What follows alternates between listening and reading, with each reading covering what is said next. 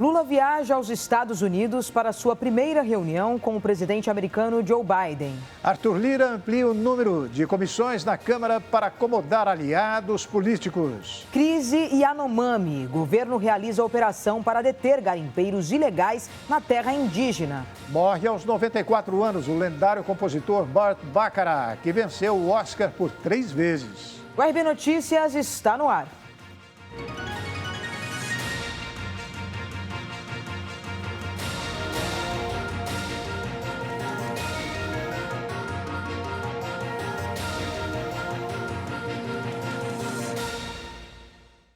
O presidente Luiz Inácio Lula da Silva embarcou na manhã desta quinta-feira rumo aos Estados Unidos, onde vai se encontrar com o líder norte-americano Joe Biden. Com a ausência do petista, o vice-presidente da República, Geraldo Alckmin, assume pela segunda vez a chefia do executivo de forma interina. Segundo o Ministério das Relações Exteriores, a reunião será na sexta na Casa Branca, em Washington, a sede do governo dos Estados Unidos. A previsão é que o encontro ocorra durante a tarde. A viagem carrega simbolismos e é vista com expectativa pelo entorno dos dois presidentes. Isso porque Lula e Biden derrotaram nas urnas adversários que acenavam com a extrema-direita, Jair Bolsonaro e Donald Trump. Ambos assumiram os cargos em um cenário de denúncias infundadas de fraude eleitoral, que levaram a ataques contra as sedes dos 3 poderes em Brasília, em 8 de janeiro, e contra o Capitólio em 6 de janeiro de 2021. De acordo com o comentarista Ney Gonçalves Dias, 2 assuntos de grande importância serão discutidos entre Lula e Joe Biden: defesa da democracia e uma análise das invasões ao Capitólio nos Estados Unidos e aos prédios públicos aqui em Brasília. 2 assuntos estão na pauta daqui a pouco. Primeiro, a diferença.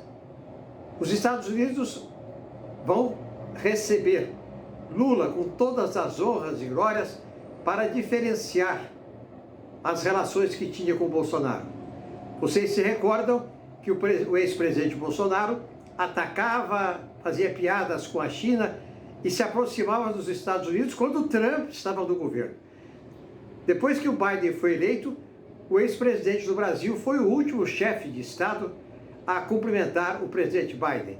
Dizem que tanto ele como o Trump acham que não perderam a eleição, que ganharam.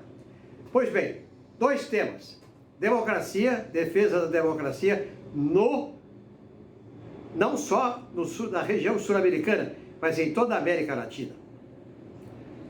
Segundo, uma análise da invasão do Capitólio e do 8 de janeiro. Aqui, embora haja uma similaridade entre o que aconteceu lá e o que aconteceu aqui, há uma diferença fundamental, pouco destacada, que é a seguinte: aqui no Brasil, alguns militares participaram, incentivaram e participaram dos atos. Lá nos Estados Unidos, não, pelo contrário. A ação rápida dos militares fez com que o episódio tivesse duração mais curta possível. Pois bem, no capítulo da defesa da democracia, o presidente Biden vai tentar convidar e insistir para a presença do Brasil na chamada cúpula democrática que Biden vai promover no mês de março. Esta cúpula, de uma certa forma, ela vai dar uma alfinetada na China, cujo regime permanece autoritário. Acontece que o presidente Lula, indo na cúpula no mês de março, ele está agendado também para ir à China no mês de abril. Não está confirmado, mas está razoavelmente programado para que Lula vá à China no mês de abril.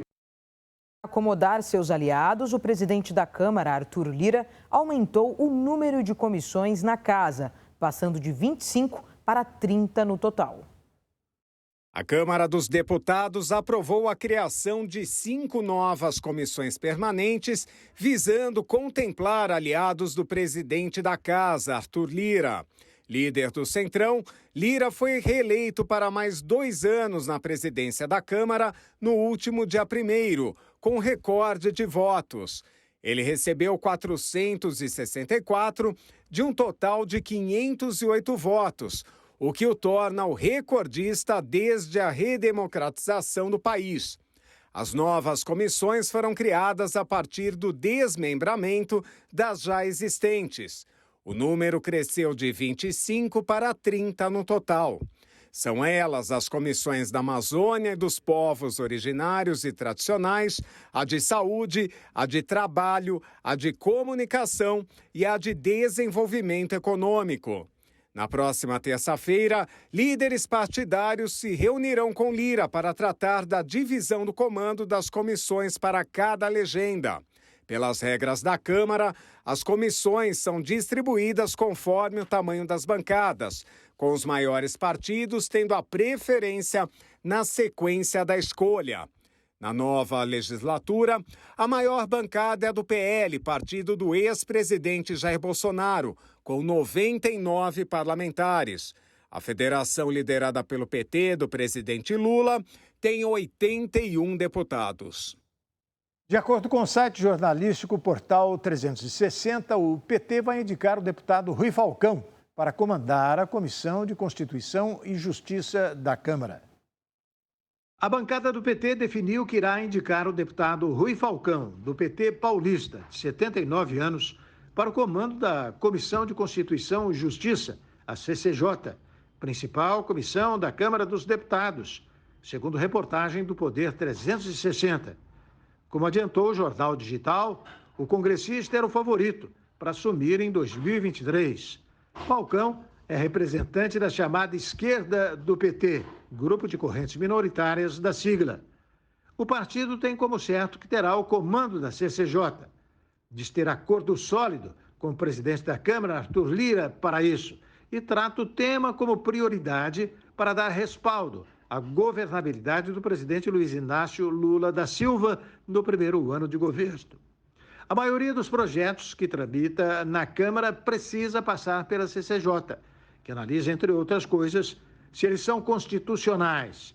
Por isso, para os petistas, ter o controle da comissão significa um obstáculo a menos para viabilizar projetos de interesse do governo Lula.